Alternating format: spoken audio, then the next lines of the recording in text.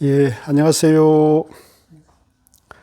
자, 대승사 불교대학 101법문 상권 근본 불교 공부인데요.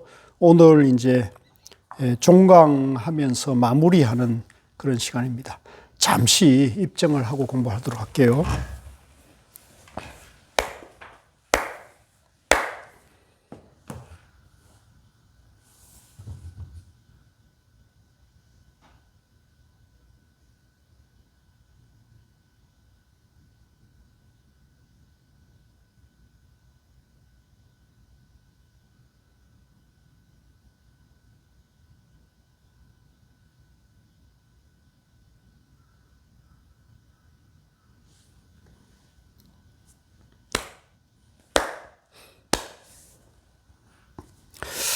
예, 자, 오늘 공부는 101법문 상권 288쪽의 제12장 근본불교의 수행론입니다. 이 불교가 이제 워낙 2600년이 넘는 오랜 역사이고, 또 부처님이 이제 45년 동안 오랜 세월 설법을 하셨죠. 이제 부처님이 깨치고 설법한 시간은 예수님이 살았는 시간보다도 더 오랫동안 설법을 하셨어요. 그래서 부처님 법문이 굉장히 방대합니다. 또 이제 부처님 법문도 방대할 뿐만 아니라 부처님 제자들 중에 깨달은 분이 또 많이 나와가지고 부처님 법문과 같은 내용으로 설법한 것이 많다 보니까 이 불교 경전이 정말 방대하죠. 그래서 그 방대한 경전이 이제 장점이기도 하지만은 또 한편으로 이제 오랜 역사 뒤에 공부할 때는 또 그게 혼란이 또 생기기도 하거든요. 그래서 아마 성철 스님께서도 이 101법문 하셔가지고 이 부처님 팔만대장경을 전체로 섭렵하시면서 부처님 말씀의 근본이 되는 것을 이제 근본불교라는 표현을 쓰였습니다. 근본불교 사상이라 하는데, 그 근본불교 사상은 지금 우리가 그동안 공부한 대로 부처님이 이제 깨치고 나는 중도를 깨달았노라 말씀하셨고요. 중도는 이제 팔정도죠. 팔정도. 8가지 바른 길이다. 그 중도 팔정도를 이제 깨치려면 이제 사성제를 닦아야 된다는 거죠. 사성제. 이제 괴로움과 괴로움의 원인인 집착, 가래와 그 가래를 이제 멸해버리면 이제 중도 팔정도에 이르른다는 요 간단한 체계예요. 그래서 이 중도 팔정도 사성제가 불교의 근본 사상이고, 부처님의 이제 초기 경전, 빨리어로는 니까야라 그러고 한문 경전으로는 이제 안부 경전의 핵심은 이 중도 팔정도 사성제라 그러죠. 그래서 이제 우리 지금 현재 활동하는 스님 중에 일묵 스님이 이제 이 당신 공부를 남방에 가서 공부를 이제 배워오신 분인데도 이제 팔정도 사성제 수행법이라고 당신 수행을 그렇게 말씀하시거든요. 그래서 그 팔정도 사성제의 이제 근본은 이제 중도죠, 중도. 그래서 성철 스님께서는 이 중도가 근본 불교의 부처님의 핵심 사상일 뿐만 아니라 대승불교 또 선종도 또한 이제 중도가 근본이라는 것을 이 101법문을 통해서 회통을 해놨어요. 그래서 세계 불교 사상사에서 이 101법문 같은 책은 사실은 없는 거예요. 그래서 우리 101법문이 이제 우리나라 스님이 이제 팔만대장경을 회통하면서 선종까지 아우르면서 이제 불교의 근본을 설파해 놓으신 거고, 이제 우리는 이 101법문을 이제 교재로 해서 불교에 입문하게 되면 불교가 이제 다른 어떤 공부보다 쉽고 체계적이면서 이제 이론적으로는 이제 명쾌하게 정리가 되는 장점이 있는 겁니다. 그래서 우리가 이제 이 101법문을 공부를 하고 있습니다. 그래서 우리 유튜브 공부하는 분들을 위해 가지고 제가 다시 한번 정리를 하자면, 불교란 무엇인가 그러면 뭐라고 대답하죠? 부처님의 가르침이다. 부처는 누구냐? 깨달은 분이라는 거죠. 부처는 누구냐? 깨달은 분이다. 무엇을 깨달았느냐? 이제 중도를 깨달았다는 겁니다. 중도. 그래서 그러면 이제 중도가 무엇인지를 알아야 되잖아요. 그러니까 이 중도를 모르면 불교를 정확하게 아는 게 아니라고 저는 보는 거예요.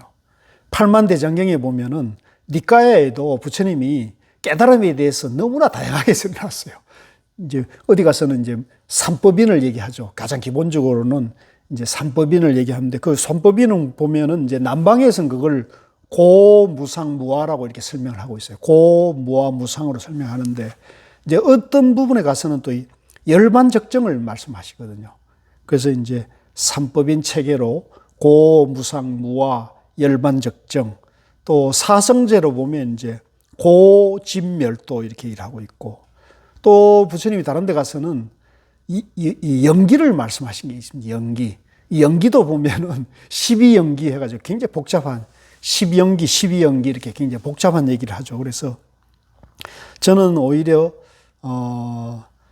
이제 남방불교에서 말씀하시는 그 니까야로 공부하면은 오히려 불교가 더 복잡하고, 방편에 떨어진다는 보는 입장이에요. 오히려 간단하게 이제 초기 경전에 말씀해 놓은 초전법륜경에 말씀하고 있는 그 중도, 팔정도, 사성제 이걸로 보면은 불교가 훨씬 더 쉽고 이제 분명하게 정립이 되는데 그래서 그 중도를 알아야 되는데 중도란 무엇이냐 했을 때 중도가 뭐죠?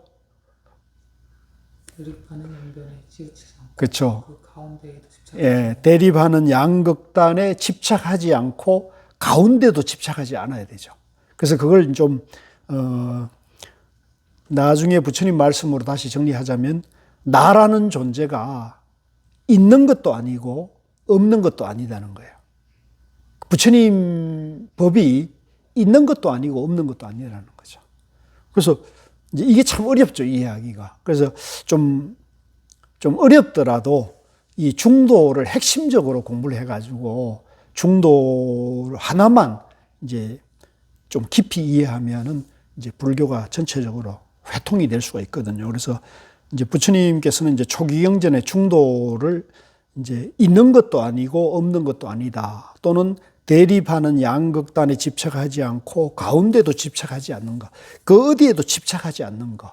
이제 부처에 대해도 집착하지 말아야 되고 이제 옳은 것에도 집착하지 말아야 되고 선악할 때 선에도 집착하지 않아야 된다.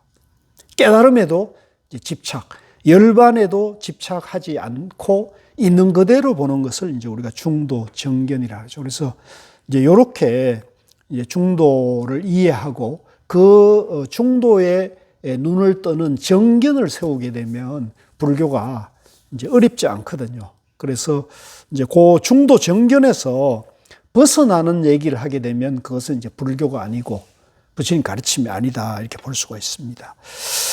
자, 그래서 그 내용을 이제 288쪽에 보면 제 12장 근본불교의 수행론으로 나오는데요. 근본불교의 원리편을 이 정도로 해두고 지금부터 어떻게 수도를 했고 어떻게 깨쳤는지 그 방법론에 대해서 말하겠습니다. 자, 이제 우리가 부처님 깨달음이 중도, 팔정도, 사성제라는 걸 우리가 공부했다면 이제 그러면 이제 수행에 있어서 이제 이론적으로나 논리적으로는 그 정도로 원리는 그렇다면 그 원리를 내가 이제 마음으로 체험하고 생활에서 그것을 이제 실천해서 깨달아야 된단 말이에요. 그럼 그 깨달음의 방법론에 대해서 말해 보겠다는 거죠. 1. 사성제를 깨침. 자, 그 밑에 경문은 그 초전법륜경의 인용인데요. 이 사성제를 열실히 직연하여 나는 이미 모두 다 청정함으로써 인천의 중생계에서 무상정등각을 현등각했다고 말한다. 또한 나에게 지와 견이 생겨나서 나의 심해탈은 움직이지 않는다. 이는 나의 최후의 생이며 다시는 후유를 받지 않으리라.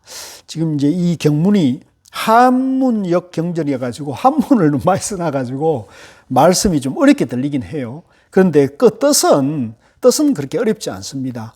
쉽게 말하면 부처님께서 나는 이제 사성제를 여실히 보고 알아가지고 나는 이미 모두 다 마음이 청정해서 위 없는 바르고 평등한 깨달음을 깨쳤다는 겁니다.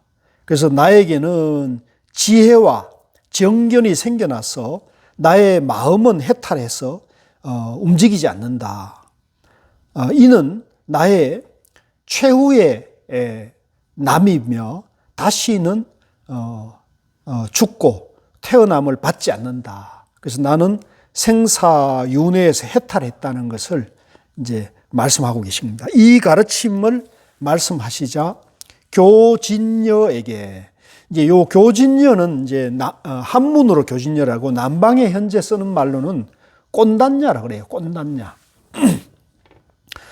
꼰단냐 교진녀에게 원진 이구의 법안이 생겨나서 이제 진리의 눈이 열려서 다음과 같이 말하였다. 집법이 있는 것은 모두 다 멸법이 있다. 이제 고집멸도 할 때 그 집법 있잖아요.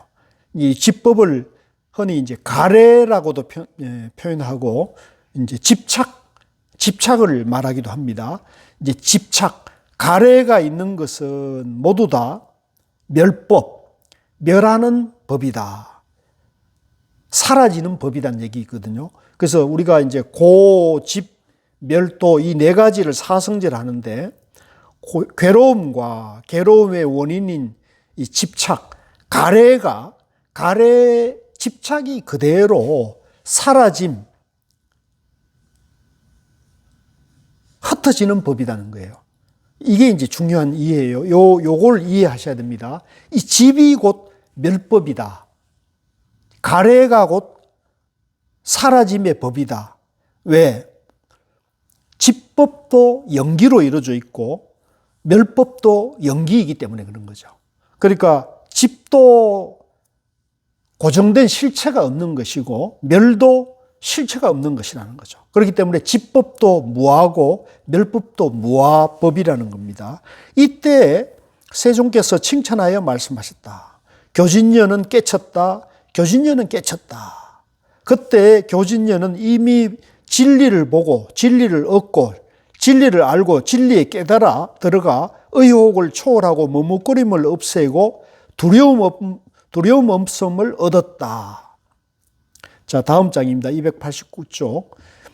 바파와 발제에게도 이제 바파와 발제는 이제 5비구 중에 이 초전법륜을 들었던 5비구 중에 순서대로 바파, 발제도 원진 2구의 법안이 생겨서 다음과 같이 말하였다. 집법이 있는 것은 모두 다 멸법이 있다. 5비구가 취함이 없이 모든 번뇌로부터 마음이 해탈하니 그때 세간에 아라하는 6사람이 되었다. 자, 이게 이제 그 마하박가라는 율장에 나오는 초전법륜경의 한역본입니다. 한역본. 그래서 초전법륜에서 부처님이 양변을 떠난 중도를 정등각했다 하시고 중도는 팔정도임을 밝히신 후에 사성제를 설하셨습니다. 이것은 사성제를 설하신 뒤에 하신 말씀입니다. 사성제를 여실직연하시고 모두 청정하다고 하셨습니다. 사성제는 중생이 생각하는 생멸이 아니라 불사의 해탈 경계입니다. 요걸 이제 밑줄 그으셨는데 이게 생멸, 일어남과 사라짐이 양변이 있는 그런 생멸, 생과 멸, 생과 사가 양변을 이루고 있는 그게 아니라는 거죠. 그럼 뭐냐 할 때 불사의 해탈 경계, 즉 사유분별로는 그 해탈의 경지를 알 수가 없고 모르는 경제라는 얘기야. 이걸 뒤집어서 말하면은 이 해탈의 경지, 불생불멸의 경지는 삼매, 주관과 객관, 나, 너, 생과 멸의 쌍차, 쌍조한 중도, 팔정도의 경지를 말하는 거예요. 그래서 그걸 이제 표현할 때 불사의 해탈 경계, 사유분별로는 어느 문자, 사유분별로는 이제 그 경계를 알 수 없다 해서 이제 불사의 해탈 경계라고 표현을 합니다. 청정한 불사의 해탈 경계인, 자, 여기에 이제 청정한이라는 것을 붙인 것은 이제 우리가 이제 나, 너, 선악, 생사의 양변의 번뇌망상을 완전히 비우게 되면 우리 본래 마음이 이제 본래 청정한 깨끗함을 이제 우리가 회복하기 때문에 청정한 불사의 해탈 경계인 사성제를 실제로 정득했다는 것입니다. 이제 중도, 팔중도 사성제를 깨달아 가지고 우리 마음이 이제 그런 모든 이제 나, 너, 옳고 그름의 분별을 이제 다 비웠다는 겁니다. 실제로 체험했다는 겁니다. 정득했다는 것입니다. 양변을 떠난 중도를 정득했다 하시고 또 중도가 팔정도로 하시고 결국은 깨친 것이 사성제라고 하셨기 때문에 사성제가 곧 중도이며 팔정도라는 말씀입니다. 자, 여기서 이제 우리 도반님들이 이제 부처님이 중도를 깨달았고 중도는 이꼬로 팔정도 8가지 바른 길이고 팔정대는 이꼬로 사성제라는 걸 우리가 알 수가 있죠. 그래서 요게 이제 중도 공식인데 요 중도 공식을 확실히 이제 이론적으로 논리적으로라도 이해를 하셔야 돼요. 논리적으로. 저는 불교는 다른 게 없다고 보거든요. 요게 불교의 핵심이고 근본이기 때문에 중도 이꼬로 팔정도 이꼬로 사성제를 이제 이론적으로 논리적으로 확실히 이해. 요거는 사실 그렇게 어렵진 않아요. 예. 요거는 한번 집중적으로 오면 하루 공부해도 이해가 충분히 되는 거잖아요. 그래서 요것만 이해하면 불교가 이론적으로 이치적으로 중도구나. 중도는 8가지 바른 길이구나. 그 8가지 바른 길 중도를 깨달으려면 내가 괴로움이라는 그 마음에서 그 마음을 바라봐 가지고 그 괴로움이 내가 집착하고 있다. 예, 집착하고 있는 거구나. 이 집착을 놔버리면, 멸해버리면 바로 우리가 중도, 팔정도의 마음이라는 것을 이제 깨친다는 거잖아요. 간단하거든요, 이건 간단해. 그래서 앞으로 저는 우리 불교가 발전하려면 이 성철 스님도 말씀하시지만 앞으로 우리 불교가 현대화되고 현대인들의 언어 감각이나 눈높이에 우리가 이제 이게 펼쳐지려면 이 중도, 팔정도 사성제를 핵심으로 해가지고 불교를 좀 쉽게 이걸 전달하게 되면 불교가 그렇게 어렵지 않게 받아들이지 않겠나 하고 저는 그런 생각을 하거든요. 이걸 괜히 12연기니 삼법이니 이렇게 끌고 가면 이게 정말 어려워져요. 굉장히 더 어려워지거든요. 그러니까 그렇게 끌고 가지 말고 중도, 팔정도, 사성제로 바로 들어가는 그런 면에서는 저는 일목스님이 말씀하시는 당신이 이제 지금은 한동안은 일목스님께서도 이제 남방에 가서 그 공부한 얘기를 한참 하다가 요즘은 제가 이제 몇 년 전에 가서 한번 뵀더니 당신이 이제 그 남방도 조금 미진한 부분을 당신이 느꼈다고 그러시더라고요. 그래서 당신이 이제 좀 당신의 공부를 좀 독자적으로 정립을 한 것을 이제 팔정도 사성제 수행법으로 이렇게 얘기를 하시더라고요. 그래서 이제 저는 그 부분은 이제 공감을 했는데, 근데 이제 사실은 팔정도 사성제도 중도가 근본이잖아요. 그래서 중도로 바로 들어가면 되는데, 그때 제가 표현을 안 했지만, 굳이 뭐 팔정도 사성제라는 말을 굳이 저렇게 어렵게 할 필요가 있나. 그건 교리잖아요. 그러니까 중도로 이제 바로 들어간, 그 중도를 바로 들어간 게 뭐냐면 바로 화두거든요. 그래서 저는 그렇게 이해를 했습니다. 자, 그래서 밑으로 내려와 가지고요. 사성제에 대한 바른 지혜와 바른 안목, 정견이 생겨서 마음이 완전하게 해탈을 얻어 마음이 움직이지 않는다고 하셨습니다. 최후의 생이라고 하신 것은 윤회하는 생의 최후라는 말입니다. 영원토록 대자유자재해서 생사의 몸을 받지 않는 것입니다. 이제 해탈했다는 얘기죠. 나라는 그 집착, 그 근본 무명을 이제 깨쳤다는 겁니다. 나라는 그것이 실체가 없다는 걸 깨쳐서 생사를 해탈해서 자유자재했다는 얘기죠. 그래서 이걸 이제 영원한 대자유라고 성철 스님 표현하시고, 고우 스님은 이걸 이제 영원한 행복이라는 말을 쓰십니다. 영원한 행복, 영원한 대자유. 그래서 우리도 이제 누구든지 이 중도, 이 팔정도 사성제를 깨치면 마음에서 자기 마음이 그렇다는 것을 깨치게 되면은 영원한 대자유, 영원한 행복을 누려서 생사윤회에서 이제 했다라는 것이죠. 그런 면에서 보면 지금 우리가 이스라엘이나 팔레스타인이 저렇게 전쟁하고 싸우는 거, 그 전쟁도 따지고 보면 한 1000년이 넘잖아요. 그죠? 이제 저런 걸 보면은 참 안타까운 거예요. 그러니까 제가 요새 이제 전쟁이 나가지고 그 관련된 자료를 좀 검토해 보니까 그 전쟁의 원인이 따지고 보면 유대인들이 그 예수를 인정하지 않고, 그죠? 이제 유대인들이 하나님의 자손이라고 생각하고 하나님이 우리를 선택한 민족이다 이렇게 생각하고 이제 그 예수는 이제 그런 거 없다. 하나님은 보편적인 사랑이다. 그죠? 보편적인 사랑이라 하고 유대교 제사장들이 마치 특권의식, 하나님의 어떤 제사장의 그런 독점하려는 것에 대해서 그걸 비판하니까 이제 갈등이 생겼잖아요. 그래서 이제 유대교 제사장들이 예수 하나님의 아들을 자처하는 거 우리는 인정할 수 없다. 저거를 이제 미워하고 원망하다 보니까 이제 로마 총독에게 꼬잘리진 거죠. 지금 로마의 지배를 저 사람은 부정한다. 오히려 그 로마에 도움이 안 된다. 이렇게 꼬잘려가지고 총독이 결국은 재판을 해가지고 이제 십자가에 못을 박은 거 아닙니까? 그러니까 사실은 유대인들과 기독교, 예수교는 이게 근본적인 모순 구조를 이 종교의 탄생에서부터 생겨났더라고요. 그러니까 그것이 이제 갈등이 돼서 유럽 사회에서 이제 유대교 그러면 배신자, 그죠?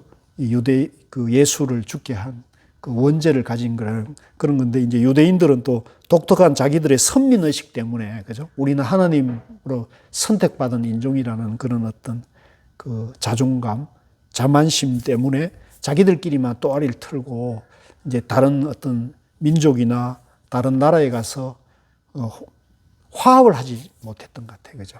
그러면서 이제 서로 갈등이 생겨나면서 이제 결과적으로는 보면 그 히틀러라는 마구니 왕, 게르만족의 어떤 마구니 왕이 나타나면서 결국은 엄청난 보복을 당한 거죠. 그러니까 그게 이제 600만이라는 대학살이 일어났는데, 제가 이제 그게 좀 의문이었어요. 왜 그 600만이라는 인류 역사에서 전대미문의 그런 대참극이 벌어졌는가 해서 제가 이제 오강남 교수라고 그 세계적인 종교학자가 마침 이제 제가 뭘 기억하는 프로그램에 이제 조계종의 그 화정 리더십 아카데미라는 걸 기억하면서 이제 종교 간의 화합이나 이런 것들을 때문에 그분을 한번 모셔서 이제 특강을 듣고 그분에게 이제 제가 사회를 보며 직접 물어봤어요. 교수님, 제가 참 이해가 안 되는데 왜 유대인들이 이제 지금 이제 서양에서 불교 바람이 불어가지고 그 서양에서 불교를 믿는 사람 중에 상당수가 유대인들이라 그래요. 그래서 왜 유대인들이, 그분들 하나님의 자식을 선민의식이 있는데 왜 유대인들이 불교에 관심을 가질까요? 제가 이렇게 질문을 했더니 오 교수님이 한참 생각하시더니 그런 얘기를 하대요.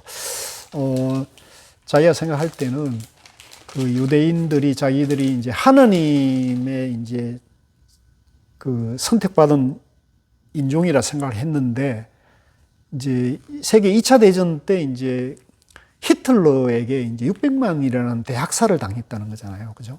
학살당했는데, 그걸 하나님의 뜻으로 받아들여야 될 거 아닙니까?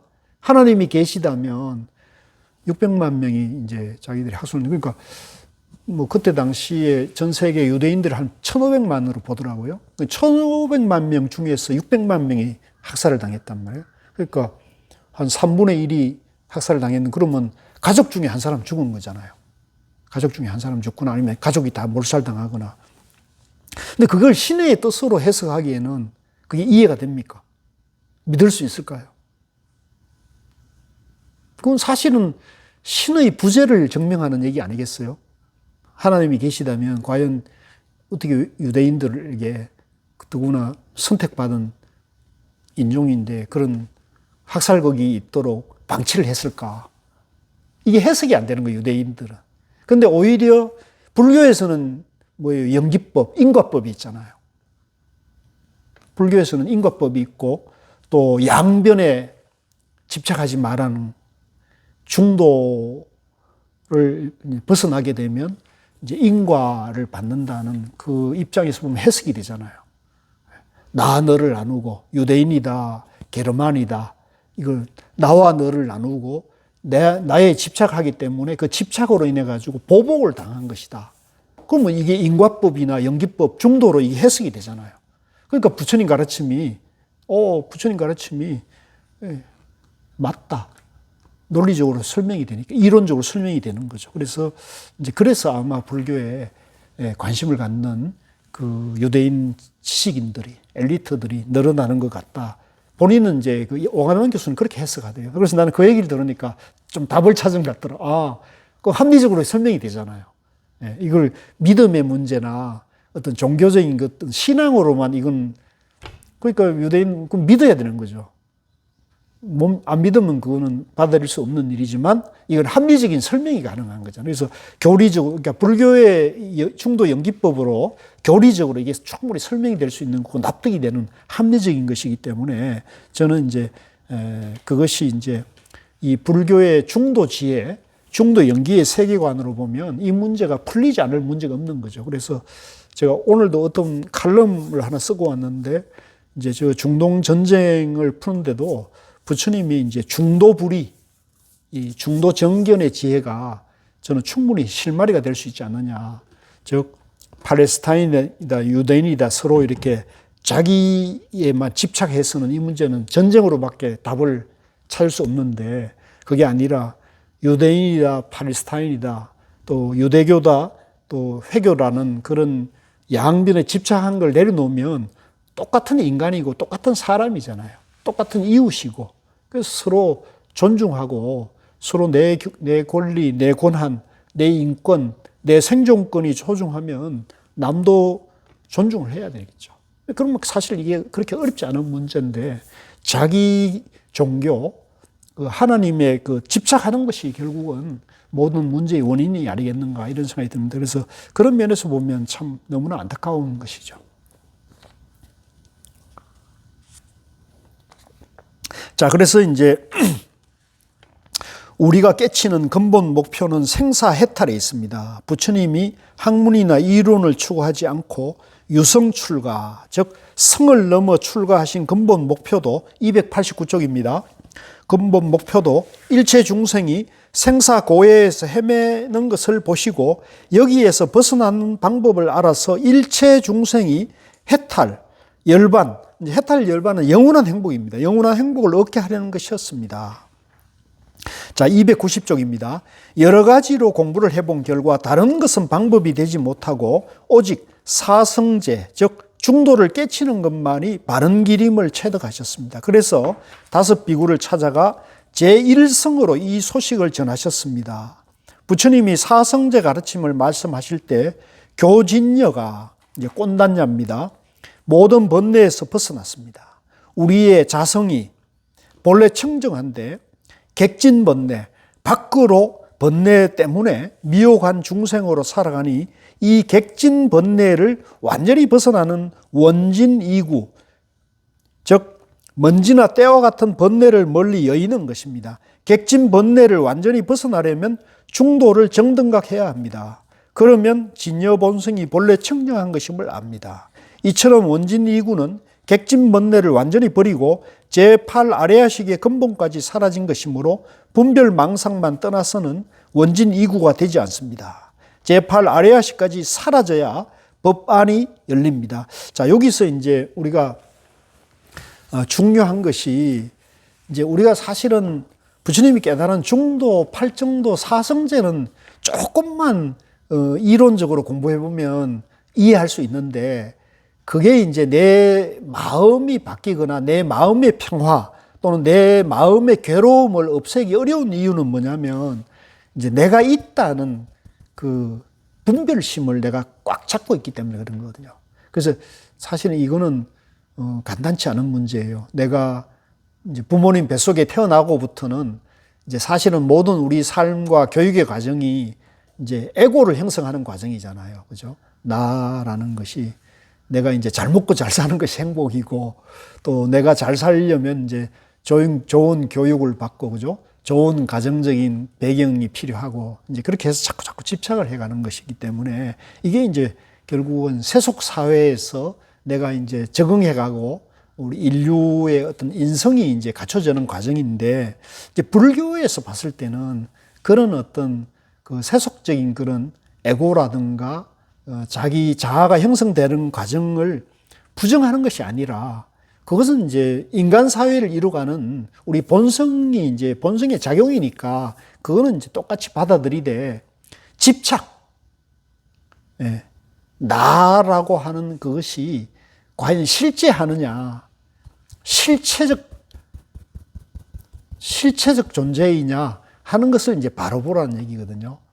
이게 이제 정견, 예, 중도에 대한 문제죠. 그래서 조금 우리 불교가 좀 어렵게 받아들이는 것은 이런 부처님의 깨달음 교리를 그동안 우리가 경전을 한문으로 주로 많이 공부를 해오거나 또 이 경전이 한문으로 되어 있다 보니까 불교를 이해하는데 어려움이 많았습니다. 그죠? 이게 우리나라 불교가 소개된 한 1700년으로 본다면 한 1600년 거의 우리가 한문으로 공부를 했죠. 근데 다행히 이제 그 21세기를 전후해서, 그죠? 2000년을 전후해서 우리나라의 한글 대장경이 번역이 다 이루어졌어요. 그게 이제 제가 기록을 찾아보니까 2006년이더라고요. 2006년에 이제 8만 대장경 한문본이 이제 한글화 됐어요. 그래서 지금은 사실은 경전을 보는데 한글로 보더라도 크게 어려움이 없습니다. 어려움이 없는데 그래서 지금은 이제 불교 공부하기가 좀 편해졌는데 다만 하나 아쉬운 것은 지금은 이제 불교를 이렇게 접근할 때 너무 다양한 경전만 이렇게 설해져 있고 이걸 좀 체계적으로 그 관계를 이렇게 정리해 놓은 게 이제 많지가 않아요. 그래서 이제 제 생각도 그렇고 고우 스님께서는 이제 지금까지 나와 있는 불교 입문서 중에는 이 8만 이 101법문이 이제 가장 정리가 잘 되어 있다. 근데 이제 우리 도마님들하고 제가 공부하면서 느낀 거는 이 101법문도 어렵다는 거 아닙니까? 쉽습니까? 어렵습니까? 우리 선생님, 박사님은 어떠세요? 박사님도 지금 영국 가서 유학해가지고 경제학 박사께서도 이거 어렵다고 하시니까 사실은 이제 가방끈이 짧은 저 같은 사람은 더 어렵죠. 그래서 이걸 극복하는 방법은 다른 방법이 없어요. 이해할 때까지 반복해서 읽는 거예요. 아시겠죠? 우리 지금 290페이지 두 번째 줄 예. 사성제 즉 중도를 깨치는 것만이 바른 길이다. 예. 저희는 이제 사성제에 대해서는 깊이 들어가지는 않으니까요. 예. 사성제를 깨치는 것이 곧 중도를 깨치는 것이다라고 이해가 되어지는데 그렇죠. 그러면 저희는 이제 중도 입장에서 보면 결국 지법이 멸법이다. 이것을 깨치는 그렇죠. 예. 이해 일단 이해라도 예. 깨닫는 거는 뭐 이게 일단은 좀 쉬운 건 아니니까 그죠. 근데 이해를 하는 거예요. 이해. 집이 곧 멸이다. 남방불교에서는 중도로 접근을 하지 않으니까 사성제를 깨치는 걸 조금 다르게 접근을 하겠네요. 그렇죠. 지금 방금 우리 도마님이 얘기한 게 아주 핵심 포인트인데 남방에서는 이제 이 고집멸도를 집이 멸이다 이렇게 경전에 이렇게 돼 있잖아요. 쓰여 있는데도 그렇게 해석을 안 하는 거예요. 그러니까 이게 어려운 거예요. 지금 남방에서는 고집멸도를 따로따로 공부를 하죠. 근데 우리는 이제 성철 스님이 다행히 이걸 딱 보시고는 집법이 멸법이다는 부처님 가르침, 부처님 설법이 이게 있잖아요. 근데 이게 이제 이 설법이 굉장히 어렵거든요. 그러니까 이게 어려우니까 아마도 남방에서 공부하시는 그런 뭐 아라한급이나 남방의 삼장법사급의 그런 안목이 깊은 분들도 이 경문이 분명히 있는 이것을 우리처럼 이게 중도, 쌍차, 쌍조로 이렇게 바라보지 않고 이걸 자꾸 이론적으로 이제 해석하는 것 같아요. 그렇기 때문에 지금 남방 불교의 전반적인 분위기가 이제 교리를 이해하고 그것을 이제 위파사나로 수행해서 이제 단계별로 이렇게 정득해가는 그런 차제법, 이제 차제법이 이제 점수법이죠. 점수법을 얘기하는 거고, 우리는 이제 도노법, 직지, 왜 우리 본성이 이제 공하다는 거, 그죠? 우리 본성이 이제 무하고 공이라는 거, 중도라는 거를 이제 그 바탕 위에서 이제 바로 번뇌를 바로 없애가는 거, 이 방법이 만들어진 거죠. 그래서 그런 면에서 그 차이가 있는 거죠. 근데 그 차이는 사실은 그 차이는 어떻게 보면 별 차이가 아닌데 어떻게 보면 하늘과 땅 차이고 그런 거죠. 그래서 이제 지금 포인트를 잡았는데, 저는 우리 한국 불교가 이제 그것만 정확하게 이해하면은 한국 불교가 굉장히 장점이 저는 많다고 보는 입장이에요. 한국 불교 장점이 많다. 그래서 이제 한국 불교의 특성, 또 이 중도를 바로 들어가서 이제 생과 멸이 이제 따로따로 양변으로 보지 말고 생과 멸이 하나라는 불생불멸의 이제 중도 연기관으로 이제 바로 들어가게 되면 불교가 조금 빠르게 쉽게 이제 이해는 되지 않겠는가, 이제 이렇게 보는 거거든요. 그래서 이런 쪽으로 우리가 이제 이걸 빨리 이제 공부 프로그램이나 공부 교재나 공부 방법이 개발이 되면 불교를 대중화하고 또 불교를 세계화하는데도 좀 쉬울 것이라는 생각이 들어서, 이제 저는 이걸 혼자서 하기보다는 우리 도반님들이 같이 공부하고 탁마하면서 좀 이런 걸 만들면 좋겠다, 이런 생각을 하고 있습니다.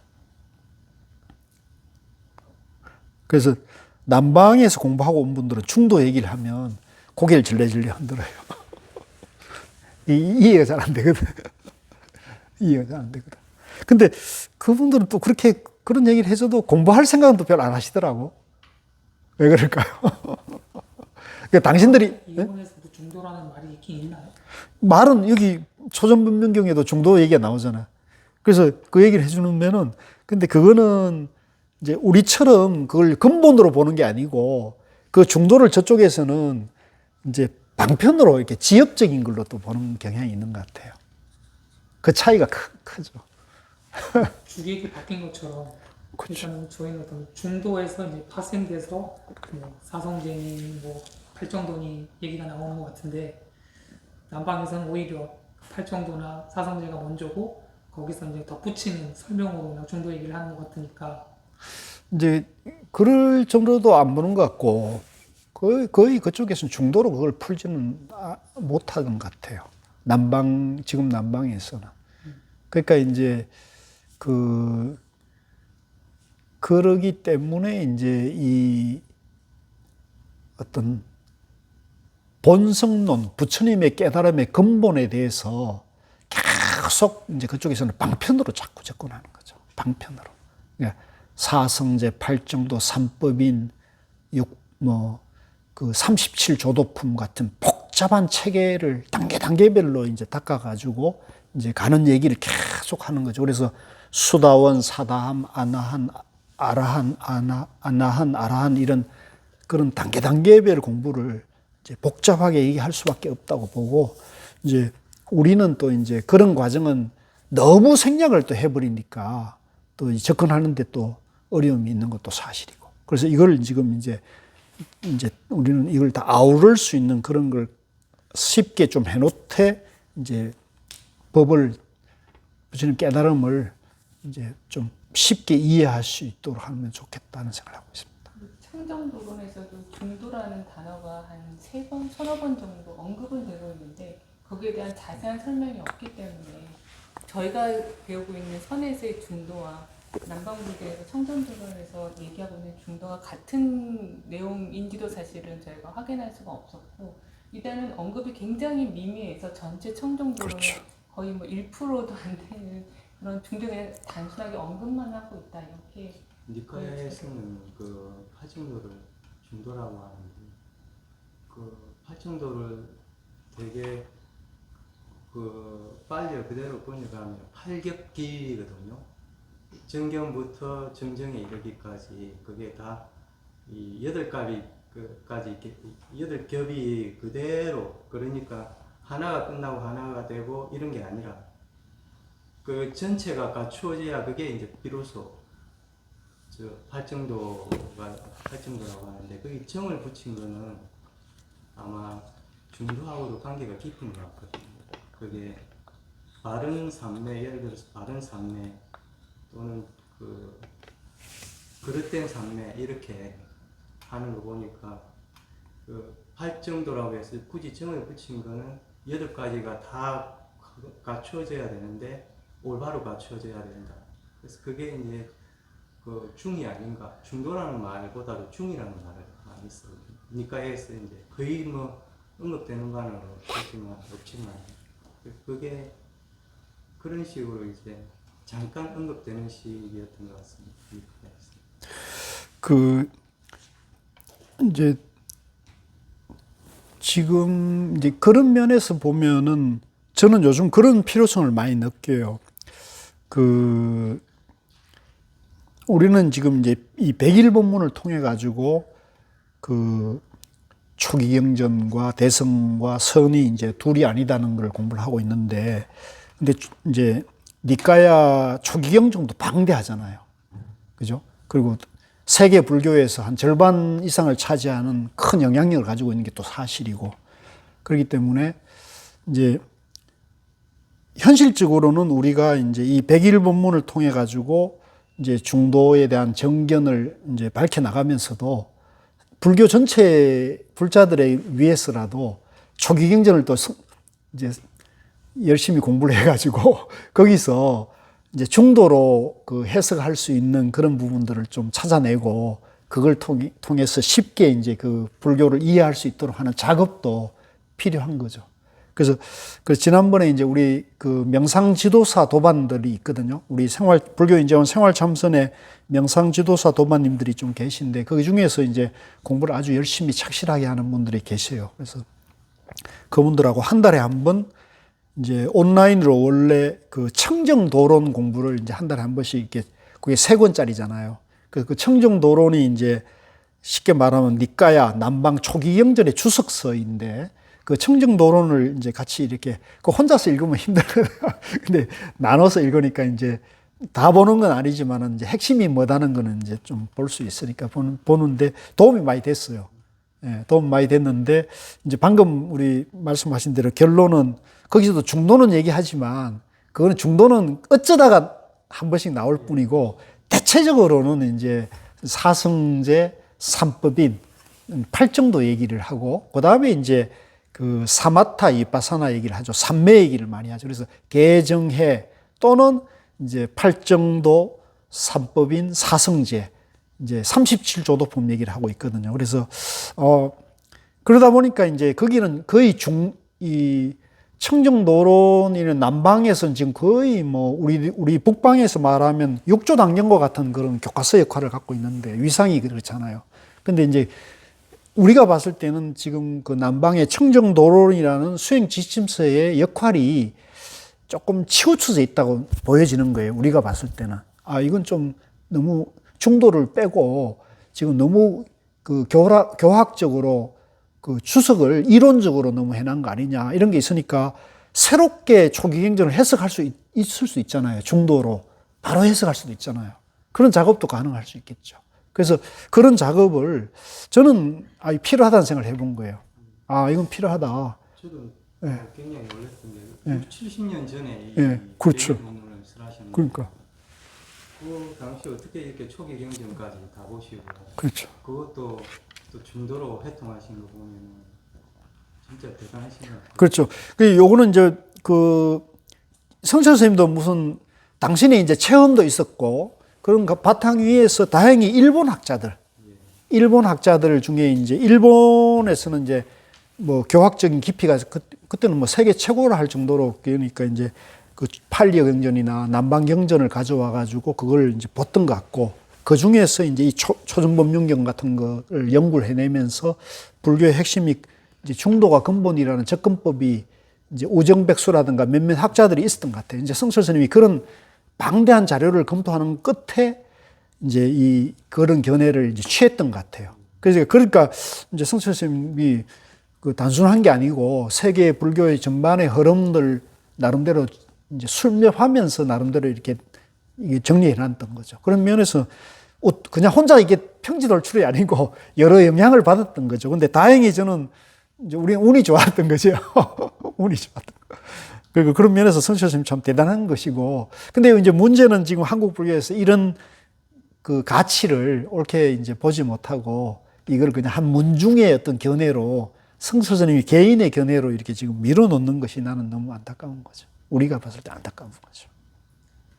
그래서 좀 지금 원택 스님께서도 이번에 뭐 세미나도 하고 많이 노력하는데 그 내용 보셨지만 알겠지만 그 학자들도 그 이 접근하는 방법이 굉장히 자기중심적인 접근이 되다 보니까 우리처럼 이렇게 좀 부처님 경전에 근거해서 이제 부처님 근본 교설에 입각해서 이걸 풀어나가면 훨씬 더 이게 그 시각이 굉장히 좀 창조적이고 깊이가 있을 수 있는데 그렇지 못한 것들이 좀 아쉬움이 있어요. 그래서 뭐 또 학자들은 또 그렇게 보는 게 또 법들이 업이니까 다만 우리가 이제 수행하는 입장에서는 우리 나름대로 공부하면서 그런 것들을 좀 진일보시켜 나가면 그 나름대로 굉장히 가치가 있다고 지금 보고 있습니다. 제가 그냥 참석을 해서 Q&A 세션까지 같이 참석했었는데 여러분들이 이제 이렇게 질문을 받고 대답을 하시는데 결국은 이 중도를 이해하고 계신 분과 그렇지 못한 분의 답변이 결국은 좀 나뉘는 것 같아요. 그렇죠. 네. 그러니까 어떤 질문과 답변이든지 간에 중도를 일단 제대로 이해를 하고 답변을 하시면 저희가 이제 배움들을 좀 그렇죠. 순조롭게 진행이 되는 것 같고 그러지 않으면 뭔가 조금 불안정하고 개인안에서 들을 때는 다른 분들도 조금 이해가 좀 잘 안 되는 것 같은 그런 느낌이 좀 들었습니다. 그렇습니다. 똑같습니다. 예. 그래서 중도를 이해하는 게 정말 중요하구나.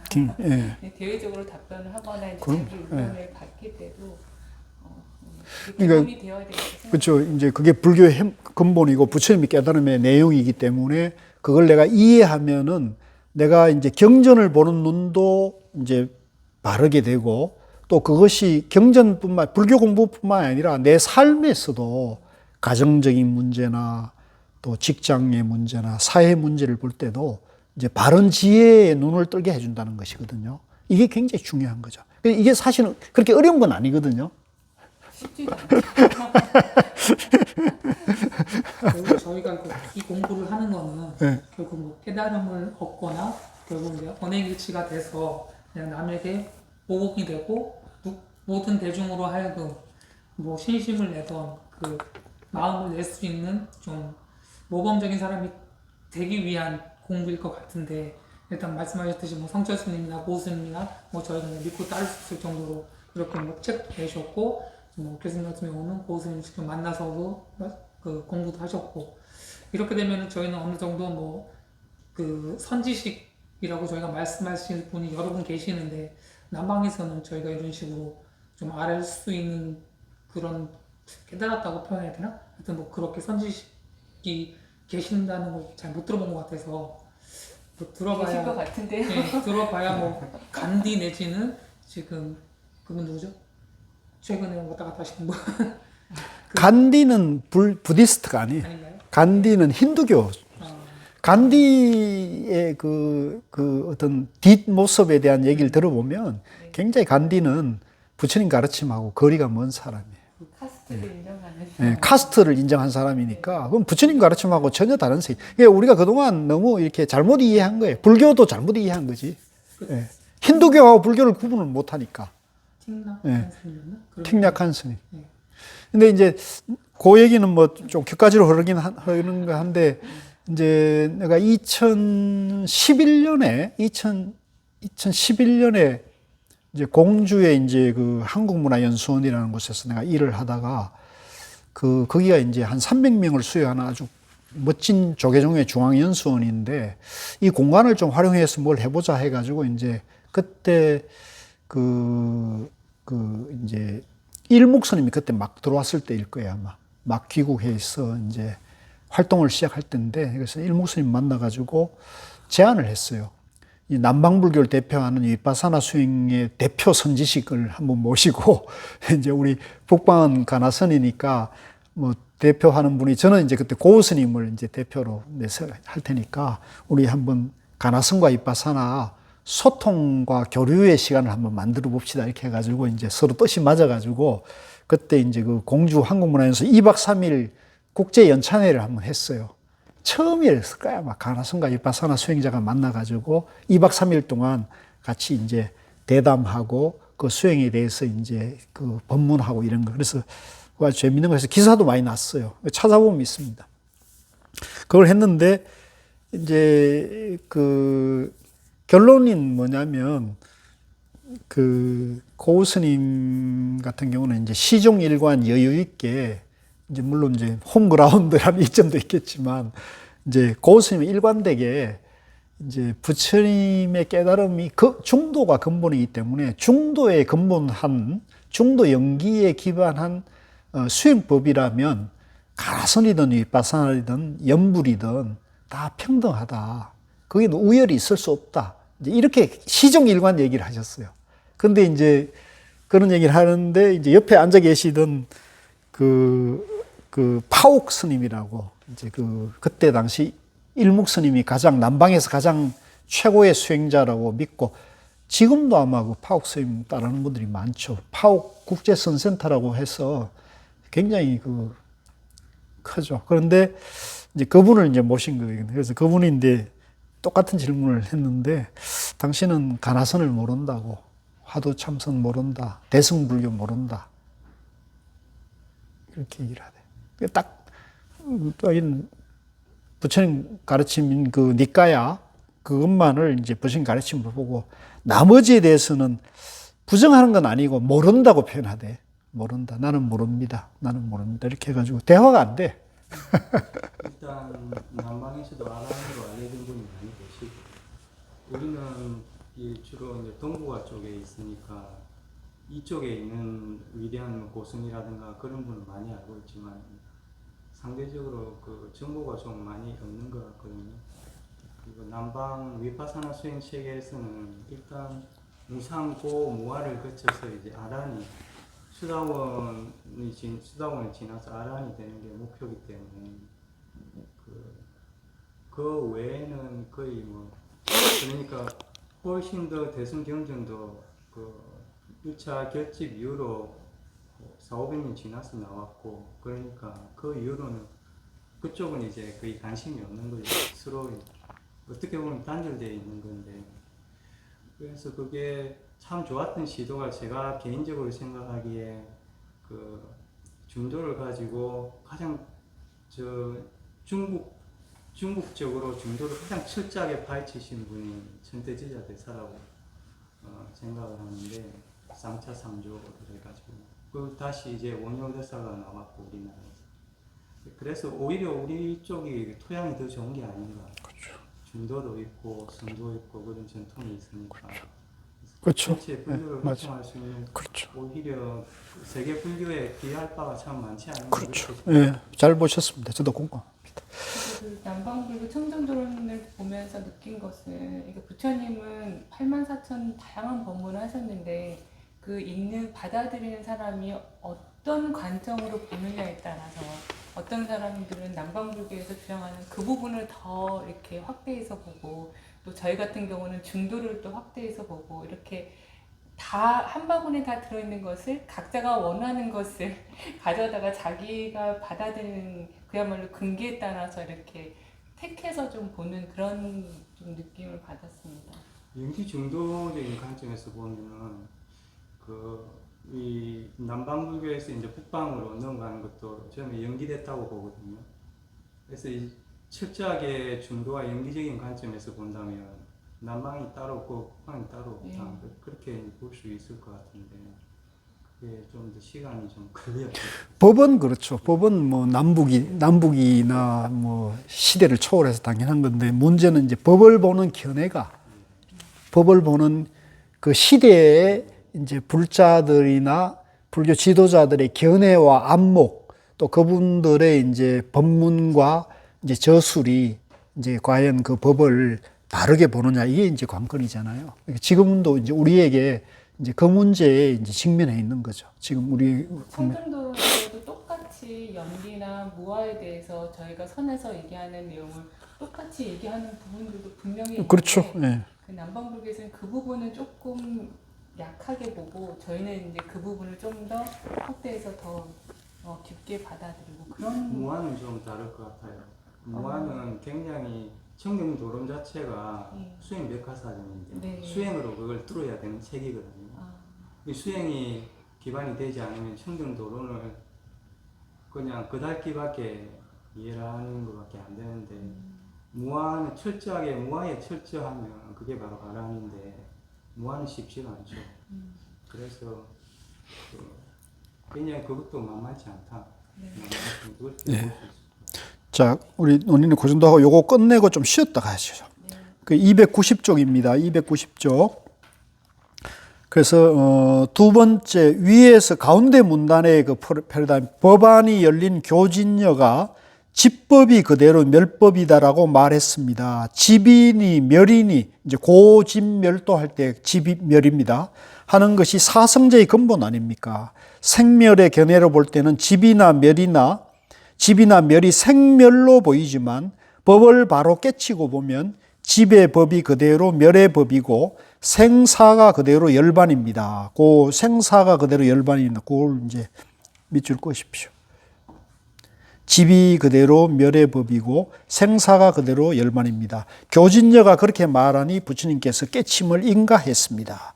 이것이 부처님이 깨치신 이후에 처음으로 중도를 바로 깨쳐 생사에서 해탈한 사람에 대한 기록입니다. 교진녀가 깨치고 난 뒤에 다른 비구도 모두 깨치고 그 후에 야사를 시작으로 많은 출가자가 깨쳤습니다. 그래서 요 이제 깨달음이 이제 집법이 멸법이다. 생사가 곧 열반이다는 거. 이제 중도를 말하는 거잖아요. 그래서 부처님도 그렇게 깨쳤고 이제 교진녀도 이제 부처님 이후에 첫 번째 깨달은 분이고 그걸 부처님이 이제 여기 6 아라한이 있다 그러니까 깨달았다는 걸 인가를 했잖아요. 그러니까 우리가 이 중도를 깨쳤다는 걸 우리가 알 수가 있죠. 그래서 이제 그것이 이제 모든 불교의 근본이 되고 표준이 되는 것이라는 말씀을 확인하고 있습니다. 자, 좀 쉬었다가 293쪽에 두 번째 삼매. 이 삼매는 이제 그걸 체험한 중도의 마음을 이제 상매라 그러거든요. 그 얘기를 이제 하도록 하겠습니다. 좀 쉬었다 하겠습니다.